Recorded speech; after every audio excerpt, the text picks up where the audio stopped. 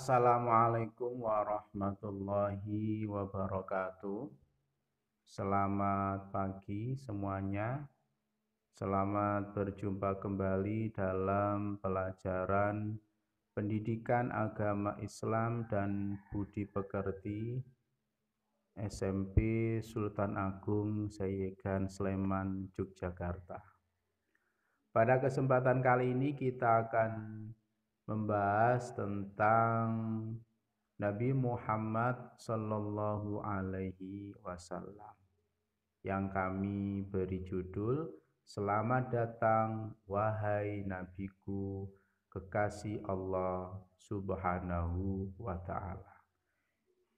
Namun sebelumnya mari kita awali pertemuan ini dengan membaca doa terlebih dahulu. Bismillahirrahmanirrahim.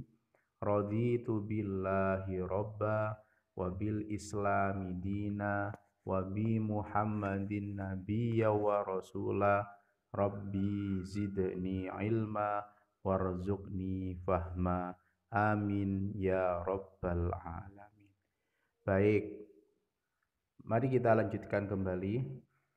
Apa yang dibahas dalam tema kali ini? Yang pertama, yang harus kalian perhatikan kompetensi dasarnya, yaitu yang pertama menghayati perjuangan Nabi Muhammad Sallallahu Alaihi Wasallam dalam periode Mekah dalam menegakkan risalah Allah Subhanahu wa Ta'ala.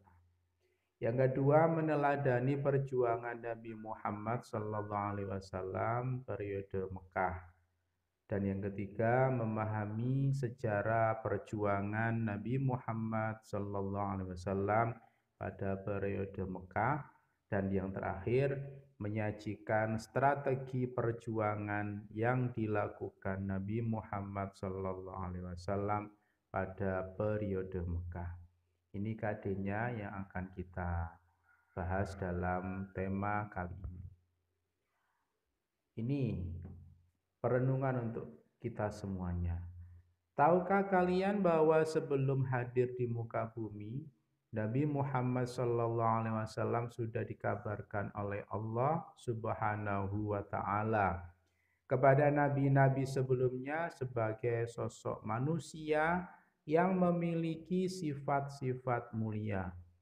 Bahkan Allah Subhanahu wa Ta'ala selalu bersolawat kepadanya. Nabi Muhammad SAW adalah penutup para nabi yang menjadi rahmat seluruh alam.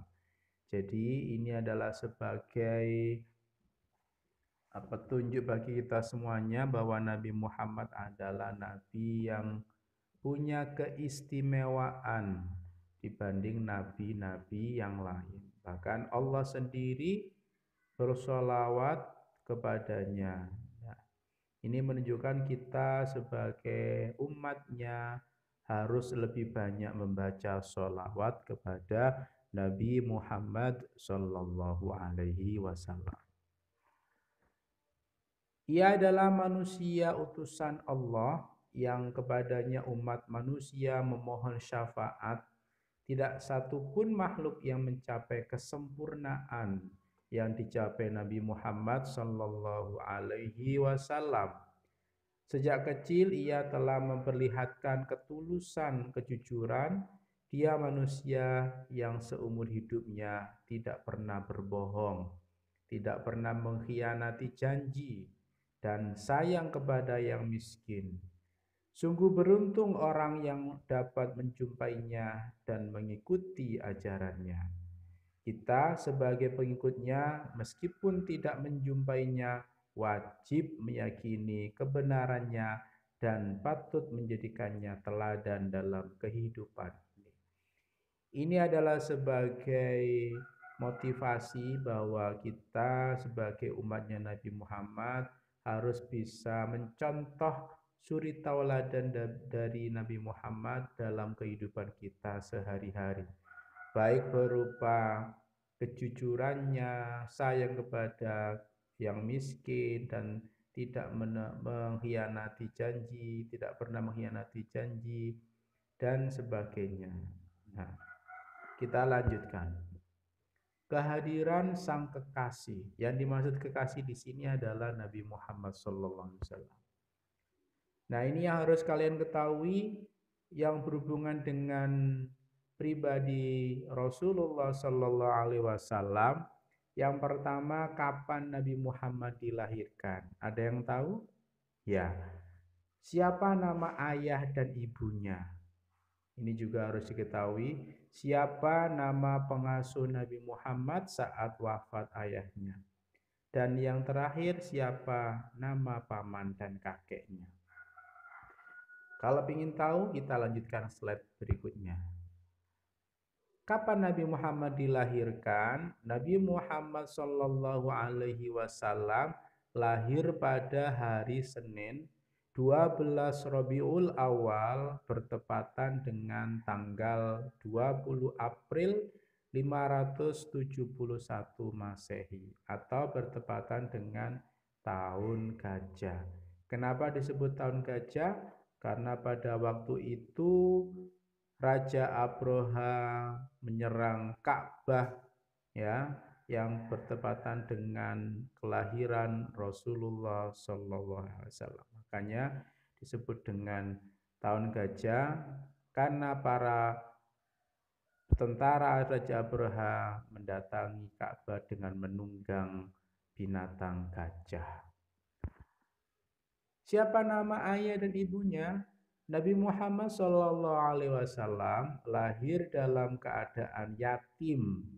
Ayahnya yang bernama Abdullah bin Abdul Muttalib wafat saat Nabi Muhammad SAW masih berusia 6 bulan di dalam kandungan ibunya yang bernama Siti Aminah. Jadi Nabi Muhammad itu ditinggal ayahnya sebelum Rasulullah lahir ke dunia. Masih berusia 6 bulan dalam kandungan sudah yatim. Nah, ini adalah perenungan buat kita semuanya. Siapa nama pengasuh Nabi Muhammad saat wafat ayahnya? Begitu ditinggal ayahnya, Nabi Muhammad tinggal hanya bersama ibunya. Saat bayi, Nabi Muhammad SAW diasuh oleh Halimatus Sa'diyah dari Bani Sa'ad, kabilah Hawazin. Di perkampungan Bani Sa'ad inilah Nabi diasuh dan dibesarkan sampai usia berapa tahun? Jadi Nabi ini diasuh, ditawarkan dari beberapa orang yang punya pekerjaan menyusui, tidak satupun yang menerima Nabi Muhammad untuk diasuh, disusui. Tapi begitu Halimatus Sa'diyah ini tidak mendapatkan anak asuhan, makanya Nabi Muhammad diterima oleh Halimatus Sa'diyah untuk diasuh dan disusui. Siapa nama paman dan kakeknya? Saat Nabi Muhammad memasuki usia 6 tahun, ibunya wafat. Ia pun diasuh oleh kakeknya, yaitu Abdul Muttalib. Kakeknya adalah seorang pemuka Quraisy yang sangat disegani, tokoh Quraisy. Nabi Muhammad mendapatkan kasih sayang dan perhatian yang sangat besar dari sang kakek. Sayang, hanya 2 tahun ikut kakeknya, Nabi kemudian diasuh oleh pamannya, yaitu Abu Thalib sampai menginjak remaja. Jadi Nabi ketika diasuh oleh kakeknya itu hanya 2 tahun. Begitu usia 8 tahun, Nabi ditinggal oleh kakeknya Abdul Muttalib. Selanjutnya, perjalanan hidup Rasulullah. Sejak diasuh oleh pamannya, Nabi Muhammad SAW berkembang sebagai anak yang mulai menginjak masa remaja. Disitulah Nabi Muhammad diperkenalkan oleh pamannya bagaimana cara menjalani hidup. Nabi Muhammad mulai mencari pekerjaan sebagai buruh di usianya yang baru 10 tahun. Bayangkan 10 tahun, anak usia 10 tahun sudah bekerja untuk menghidupi dirinya. Agar dapat menghidupi dirinya, mulailah ia menjadi penggembala ternak milik orang lain. Jadi usia 10 tahun Nabi sudah penggembala kambing. Ia termasuk pekerja yang giat, ya. Ini bisa kita lihat dari ketika usia 12 tahun Nabi Muhammad diperkenalkan pada ilmu dagang atau ilmu perniagaan. Nabi Muhammad yang masih remaja pun turut serta dalam pengelolaan ekonomi pamannya. Jadi ia ikut membantu perdagangan Abu Thalib. Ia sudah ikut membawa barang dagangan yang diambil dari majikannya, yaitu Siti Khadijah, yang kelak akan menjadi istrinya. Jadi Siti Khadijah adalah termasuk orang yang paling kaya pada saat itu, yang mempekerjakan pamannya Nabi Muhammad yang bernama Abu Thalib. Nah, Abu Thalib ini dibantu oleh Nabi Muhammad dalam menjalankan bisnis dagangnya. Hampir 3 tahun Nabi Muhammad mengikuti pamannya untuk menjajakan barang dagangannya. Karena kejujuran, perilaku santun, sopan, bicara, kerja keras, dan cerdas, ini yang membuat Nabi Muhammad diberikan kepercayaan. Selain diberikan kepercayaan, timbul simpati dari majikannya, yaitu Siti Khadijah. Pertama-tama ia minta Nabi Muhammad untuk memasarkan barang dagangannya ke Syria. Hasilnya luar biasa. Itulah yang membuat Siti Khadijah tertarik dan akhirnya menikah dengan Nabi Muhammad pada usia 25 tahun. Mereka dikaruniai 7 orang anak. Siapa saja itu? Ibrahim, Qasim, Abdullah, Zainab, Ruqayyah, Ummul Kulsum, dan Fatimah. Nabi Muhammad diangkat menjadi Rasul. Nabi Muhammad melakukan uzlah. Apa itu uzlah? Yaitu mengasingkan diri di Gua Hira.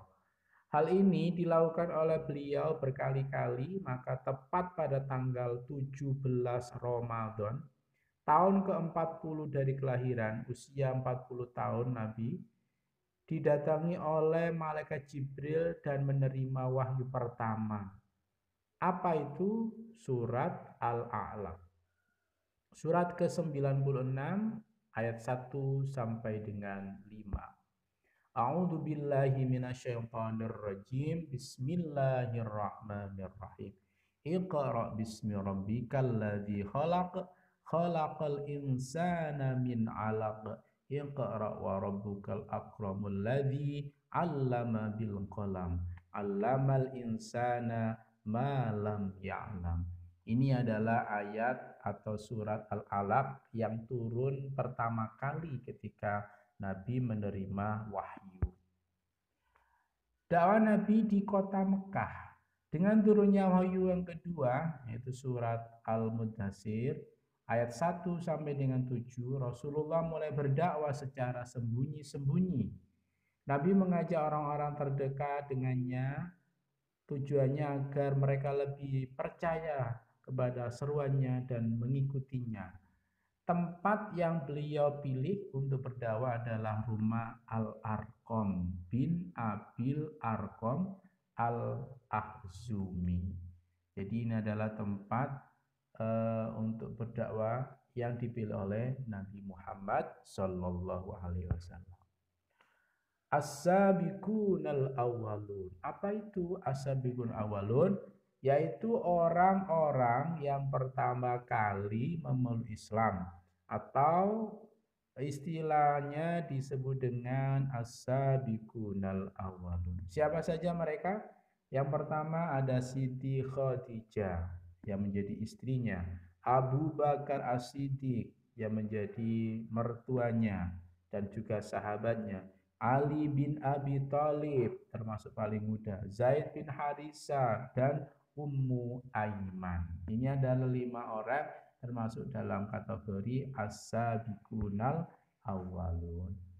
Bagaimana cara meneladani perjuangan Nabi Muhammad di Mekah? Yang pertama, tugas dan tanggung jawab tidak bisa dipikul seorang. Jadi kita harus saling bantu-membantu. Tapi harus ada kebersamaan dan persatuan dari berbagai kalangan masyarakat. Ini bisa dicontohkan ketika Nabi berdakwah itu banyak dibantu oleh istrinya, sahabatnya, termasuk dibantu oleh pamannya Abu Thalib. Yang kedua, dalam bergaul harus bisa memilih teman yang dapat mengajak kepada hal-hal yang positif dan baik. Jadi kalian harus pandai-pandai memilih teman. Jangan asal berteman. Yang kita harapkan teman itu bisa menjadikan kita lebih baik, bisa menjadikan lebih soleh, dan menjadikan kita lebih pintar. Itu harus dijadikan alasan dalam memilih teman. Yang ketiga, dalam mengajak teman untuk berbuat baik, tidak boleh dengan cara kekerasan, tidak boleh memaksa. Karena dalam agama Islam tidak ada paksaan dalam kebaikan. Tetapi perlu dengan keteladanan, sabar, lemah lembut, dan kasih sayang. Ini adalah sudah dicontohkan oleh Rasulullah karena berdakwahnya dengan cara sabar, keteladanan, lemah lembut, dan kasih sayang. Makanya Islam bisa diterima di Mekah sampai bisa diterima di bumi tercinta Indonesia. Begitu untuk pembelajaran pendidikan agama Islam kali ini dari saya cukup sekian. Mudah-mudahan bermanfaat. Mari kita akhiri dengan doa kafaratul majelis. Subhanakallahumma wa bihamdika asyhadu alla ilaha illa anta astaghfiruka wa atubu ilaik. Wallahu muwaffiq ila aqwamit thoriq. Wassalamu alaikum warahmatullahi wabarakatuh.